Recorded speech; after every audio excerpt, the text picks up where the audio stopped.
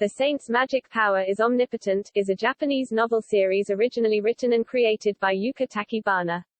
Yasuyuki Shuri illustrated it. In 2017, The Saint's Magic Power is Omnipotent had its own manga comic adaptation.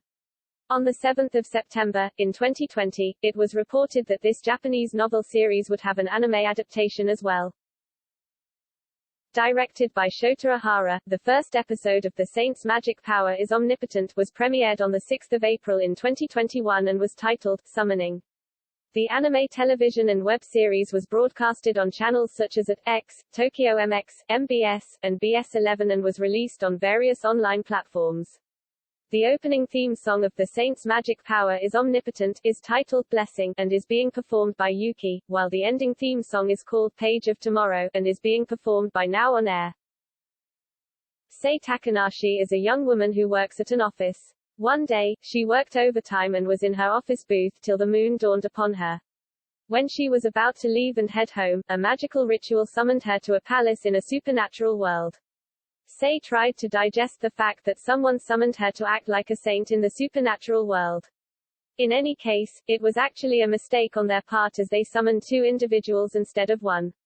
The inhabitants of this world did not wish for Sei to be their saint and picked the other girl who was also summoned in place of her.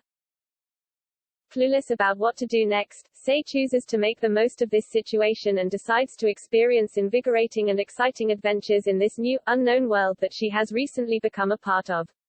Sei learns that she now possesses magic and is thrilled to start her own business of selling makeup and magical potions. As the days go by, her tiny little shop starts flourishing, making her extremely happy with her new life. But, will her supposed sainthood come back to take her happiness away? The first episode of The Saint's Magic Power is Omnipotent starts with an interesting twist.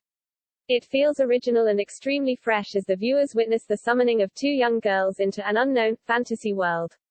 Surprisingly, the prince of the palace that they were summoned in expressed the desire of wanting the prettier and younger girl of the two to be their world's saint.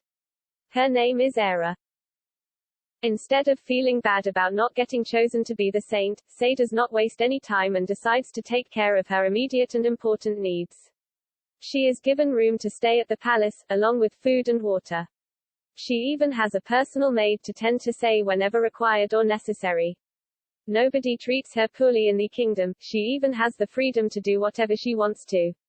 The only downside of living in this newfound world was that she had nobody to speak to. Hence, she would very regularly feel left out and lonely. Having nothing to do, Sei decides to take a walk in the herb garden, where she recognizes a few plants and, consequently, starts making potions in the medical institute over there.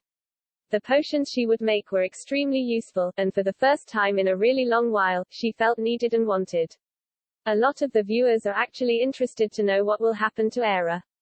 Unlike the way Sei lives, Era does not have free will as the prince of the palace keeps commanding her. He would not even allow her to heal other men who would get severely injured. It just felt like there is an important backstory related to the prince, which is yet to be revealed to the audience. Overall, the first episode of The Saint's Magic Power is Omnipotent was very well received. It was just remarkable how the creators of the anime series were able to show so many important events take place in such a short amount of time without making it feel rushed.